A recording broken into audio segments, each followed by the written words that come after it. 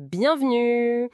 Aujourd'hui, on plonge dans les nouvelles infos sur la saison 2 de Mercredi. Oui, on se base surtout sur une interview, c'est ça? Oui, De Screen Rant. exactement. Une interview d'Isaac Ordonez qui joue Pugsley Adams. L'idée, c'est de décortiquer un peu ce qu'il a lâché. Hmm. Surtout sur le rôle de Pugsley cette saison et ce lien présumé avec le nouveau méchant. Voilà, on va essayer de voir ce que ça implique pour l'intrigue, pour les personnages. Allez, on y va.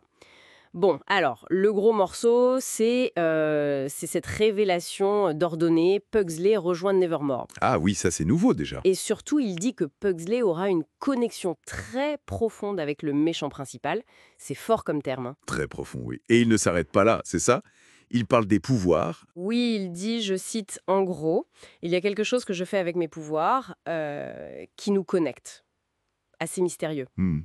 Et il ajoute qu'il aura plus de scènes avec Eugene et aussi avec un autre nouveau personnage. Alors, ces pouvoirs, qu'est-ce qu'on en sait au juste? Mais c'est là que ça devient intéressant. Le peu qu'on a vu dans la promo, ça montre Pugsley qui manipule l'électricité. L'électricité. Comme Oui, comme l'oncle fétide. Pour ceux qui connaissent un peu l'univers Adams, Fred Armisen, dans d'autres versions, il a ce genre de pouvoir. ah oui, fétide, bien sûr. C'est vrai, un truc de famille alors.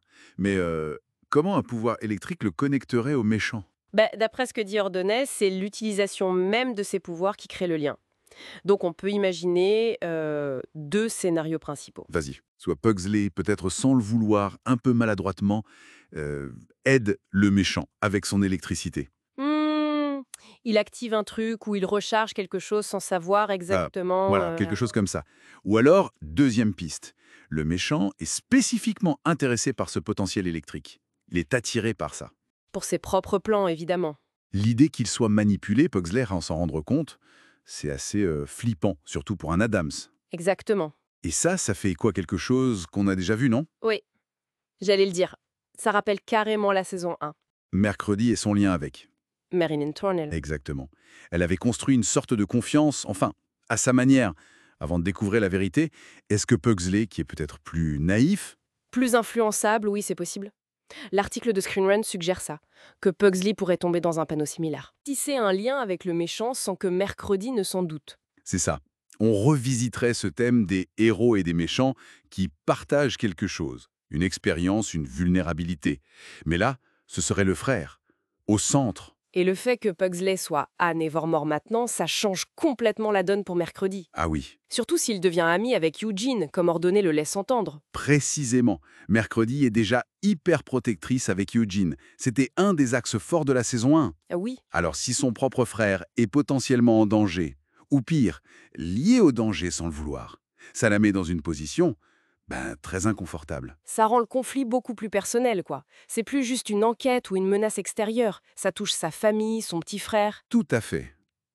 On est en plein dans la complexité des relations proches, un thème qui est déjà bien présent. La responsabilité qu'elle ressent, Hmm. la protection, Mhm. et Pugsley, bon, c'est pas juste un camarade qu'elle peut ignorer ou envoyer balader, c'est son frère. Oui, c'est ça. Son implication directe avec le méchant, ça pourrait être, comme le dit l'article, le pire cauchemar de mercredi.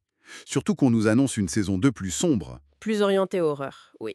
Ça colle. Ça colle parfaitement. Donc, si on essaie de résumer un peu tout ça, la saison 2 semble nous préparer un truc où Pugsley, avec ses nouveaux pouvoirs électriques, Naissant, oui. se retrouve directement connecté au grand méchant. Ça fait un parallèle assez troublant avec la saison 1, et ça met Mercredi face à un dilemme hyper personnel entre la loyauté familiale et la menace. Exactement. Et ça nous laisse avec une question fondamentale pour la suite, non? Laquelle? Quelle est la nature exacte de cette connexion profonde? Est-ce que c'est juste utilitaire? Le méchant a besoin de ses pouvoirs, point? Où est-ce qu'il y a plus? Ou est-ce qu'il y a un lien plus fondamental? Une origine commune peut-être? Une faille qu'ils partagent?